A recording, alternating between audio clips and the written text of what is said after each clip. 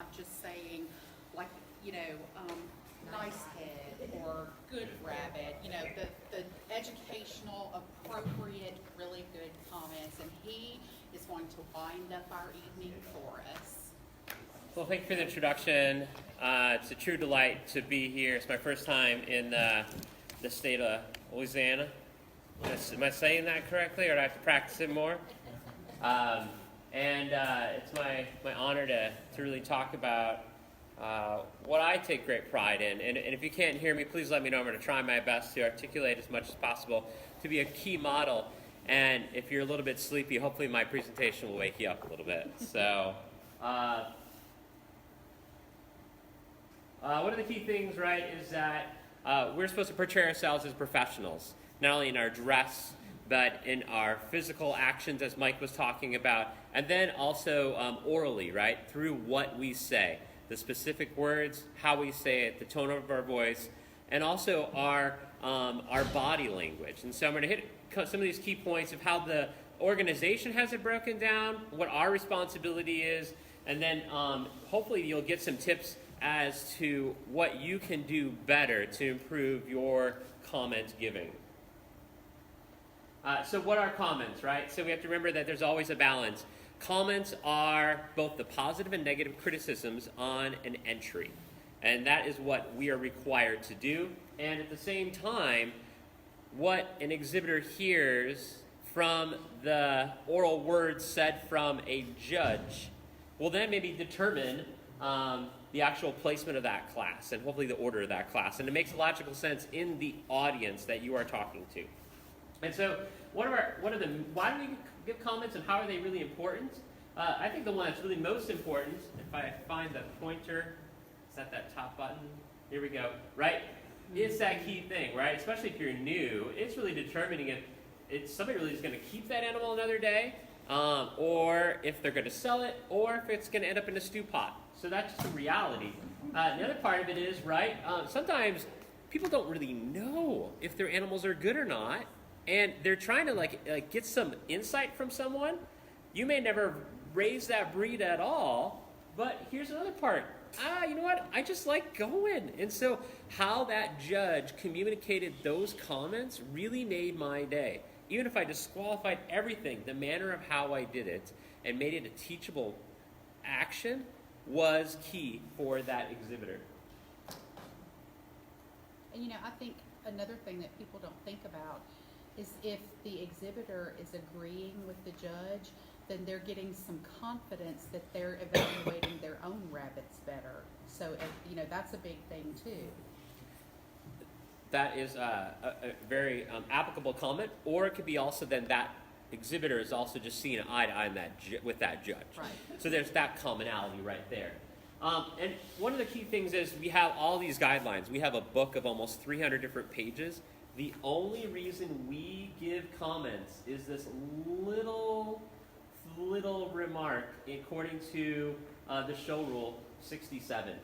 And the only times, so that's, you judge 250 animals minimum. The only times you're not required to is if an animal is fake, whether it's been sort of cheated on and put on the table, has something that is on the coat, or teeth were cut, or anything like that, or if the animal is vicious. I will still give comments on those unless there is, unique situations, right? I think it's only fair still. I think that's a part of what our duty is as judges.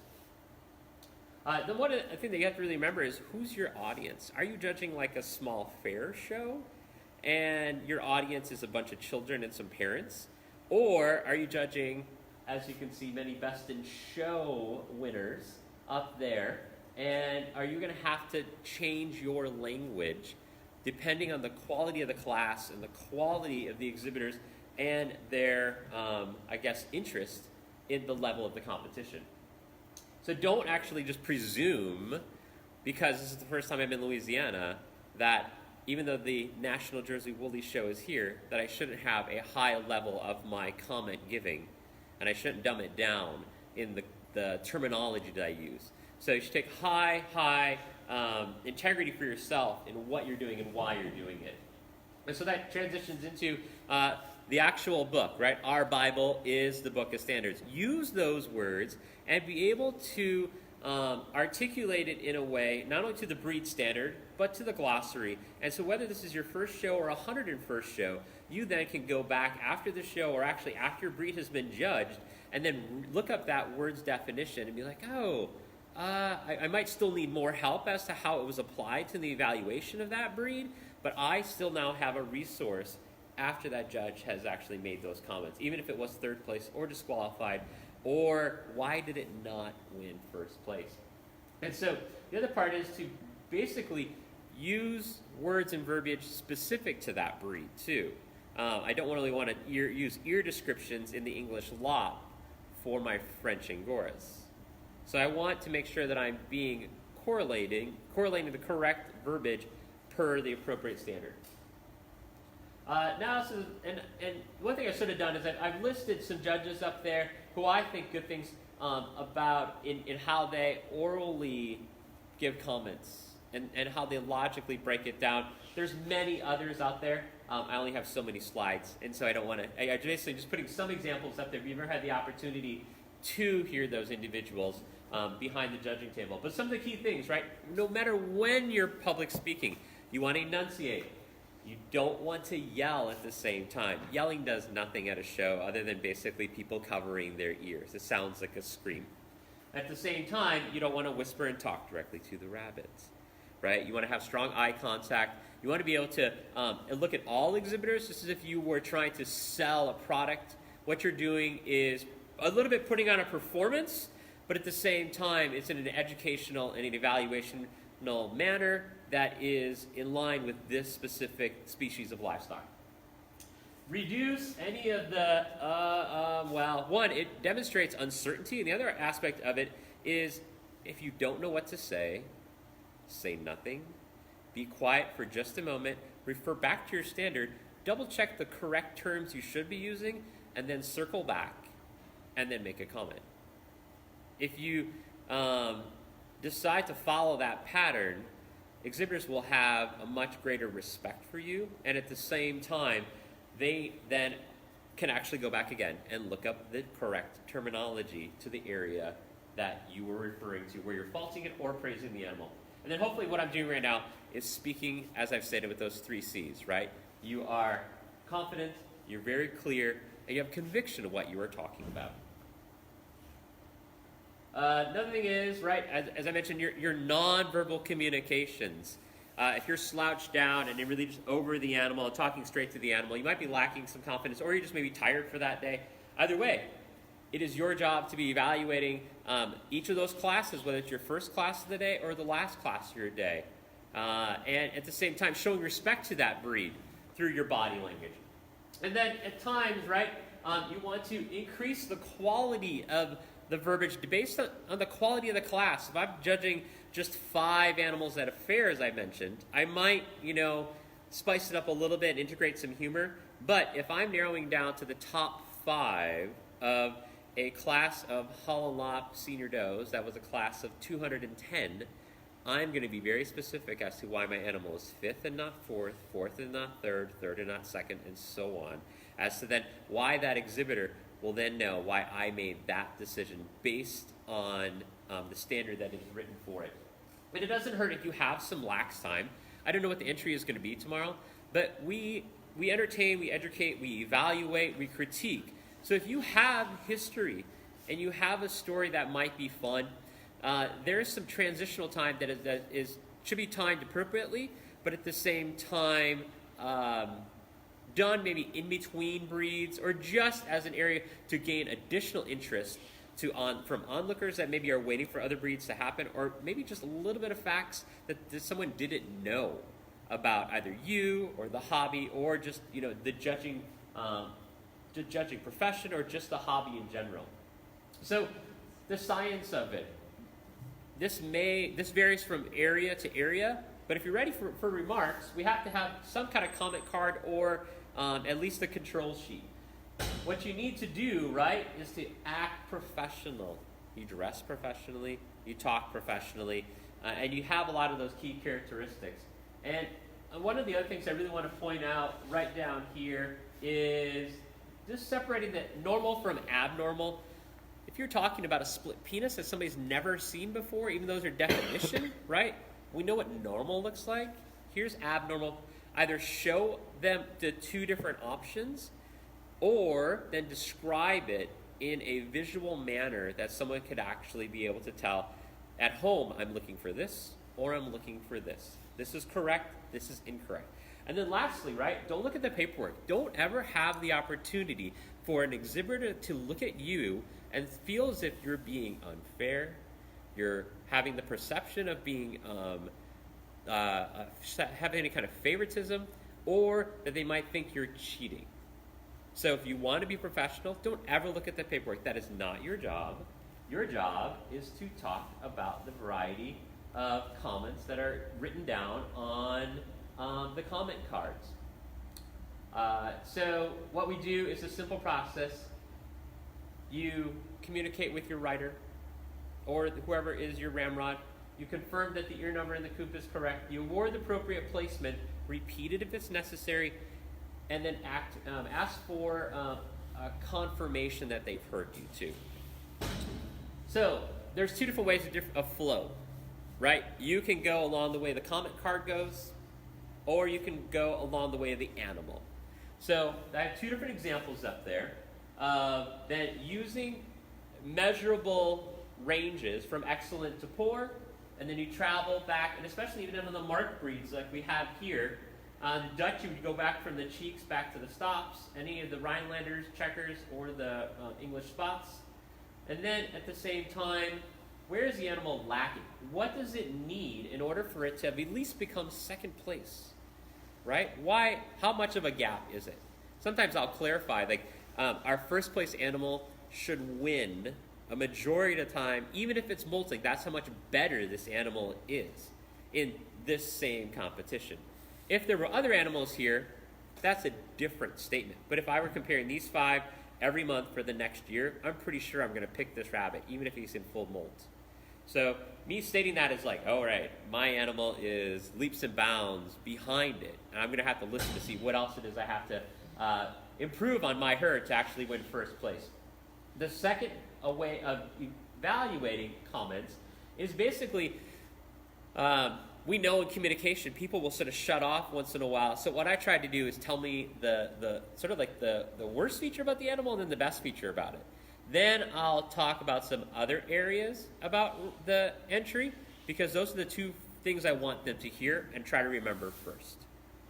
And sometimes people will absolutely shut off once they hear it's third place. Boom, I'm just going to grab rabbit and I'm done. But even if I get a little bit more information to them, I'm still trying to persuade them with my terminology as to why that animal did not place first. Moving forward, we have a couple elements that you want to talk in levels. You wouldn't want to talk too much.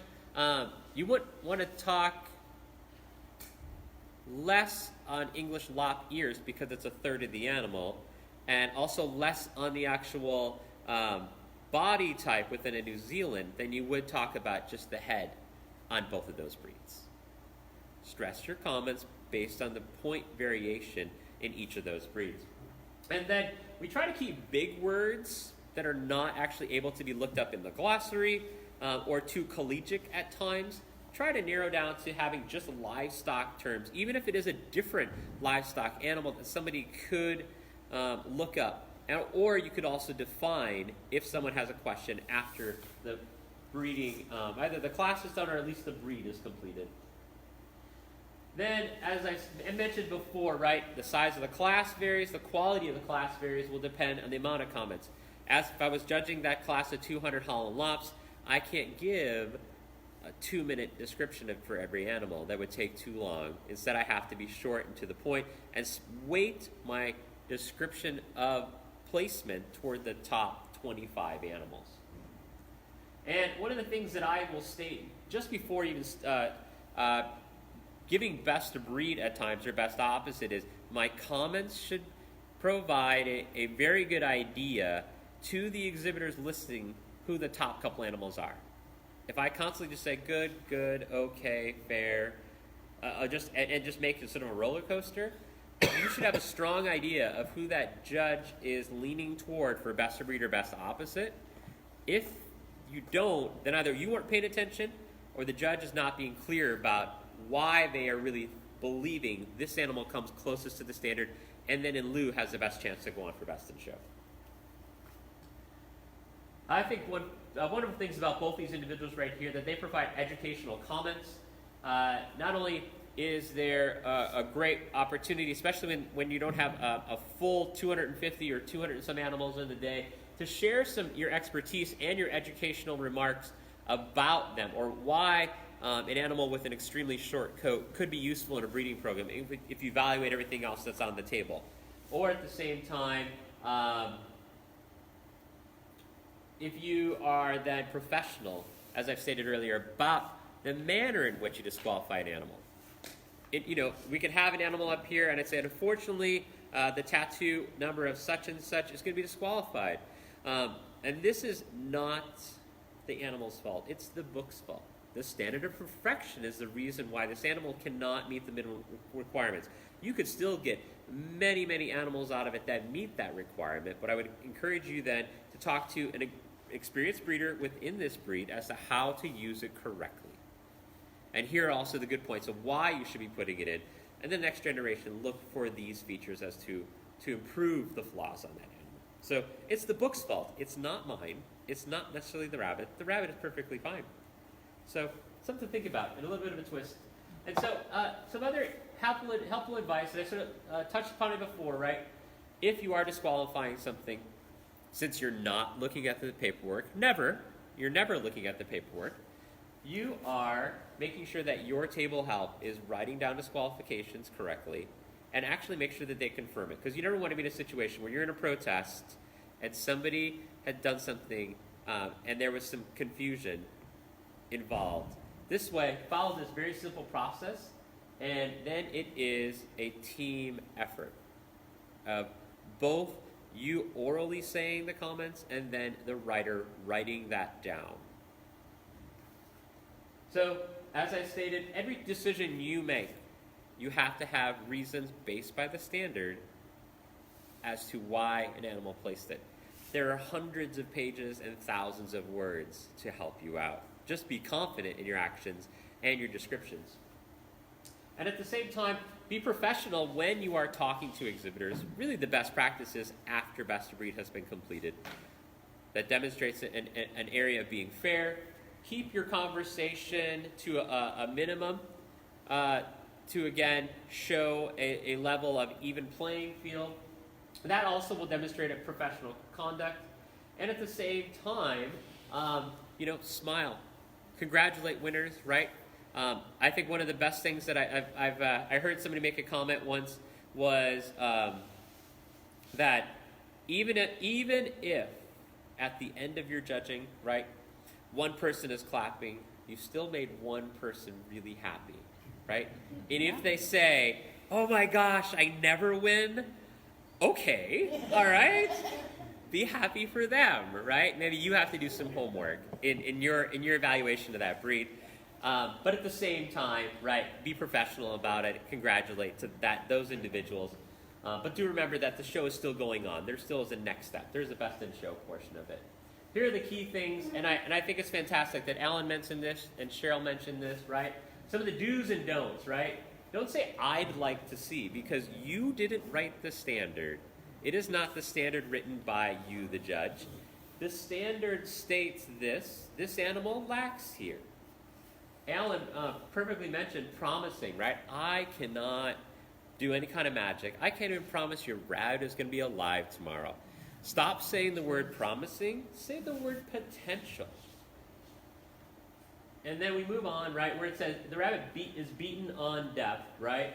And Cheryl talked about this where we have to be a little bit better about the specific language you use. It lacks proper depth of what? The depth of the shoulder? Does it lack the depth of the midsection? Does it lack the depth of the high point, right? And then we go on, and Cheryl mentioned that beaten on fur, okay. It actually loses on what? The quality of the fur, the finish of the fur, the density of the fur. Good throughout. Never say that also. Because that is just very bland, and it's a cop-out. And the last one is balance, right? We have balance, and we have a balance, right? Okay, we have to compare two things by the definition of the word balance. And so it has to be, as I've stated here, fails in the balance of head and ear, or succeeds in the balance of head and ear, body length and depth, and those are just other examples of what balance has to be by definition of, like, the Webster definition.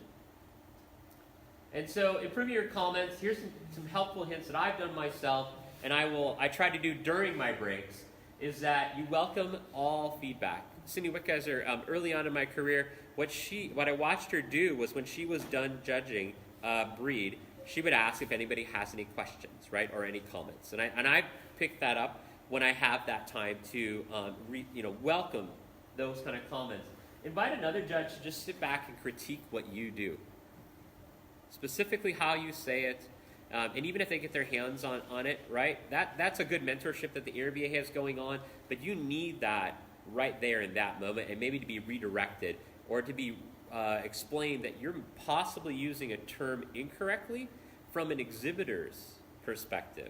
In your brain, it makes complete sense, but how you're saying it, how you're using it, is not the correct flow. Record yourself. We have all this technology now. This is just your own personal homework that you can do. Just press record. You can know that it's only you and yourself that are going to listen to when you are judging harlequins. Am I using enough of the correct terminology? Am I articulating it correctly? And write for another judge that you highly respect in that breed. That way, you can then pick up additional comments that they use, not only maybe as a breeder or as a judge, but just the fact that you can integrate it. Anytime that I have a little bit of break throughout judging, I might walk around and I might just put my ear towards someone because I want to hear what they're saying and how they're evaluating. It's not my animals on the table. I have nothing entered. I'm really focused on what they're saying, why they're saying it, and in the order that they're doing it, while looking at the animals that they are posing and have on the table. So think about it this way. I professionally am a librarian, so I read stories all the time to all ages of individuals. And so what you want to do as a judge is to do these three things. If you remember the story of Goldilocks and the Three Bears, what did she do, right? She wanted to make sure that her porridge was not too hot and not too cold. And at the same time, the bed the chair that she had, right, was neither not too big and not too small. And so you want to make sure your voice is not too big and it's also not too small.